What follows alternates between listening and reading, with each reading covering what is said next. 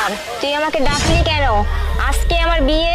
গাছমাতা, আমার না ছোট বোনের বিয়ে, বরপক্ষ যৌতুক চাইছে 1 লক্ষ টাকা।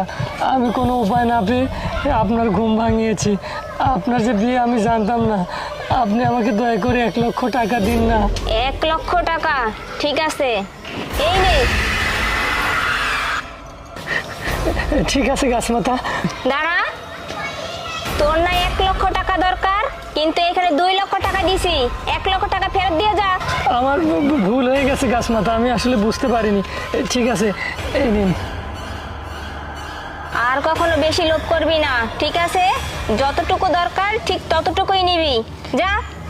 আচ্ছা ঠিক আছে গাছমাতা, আপনাকে অনেক ধন্যবাদ। আমার বোনের জন্য দোয়া করবেন। আচ্ছা ঠিক আছে। আরে ঠিকই আছে, এটা তো টাকাই দিচ্ছে। তুমি আমার একটা সিমটি কেটে দেখাও তো। ওরে ব্যথা পাইছি শালা। এ সত্যি তো।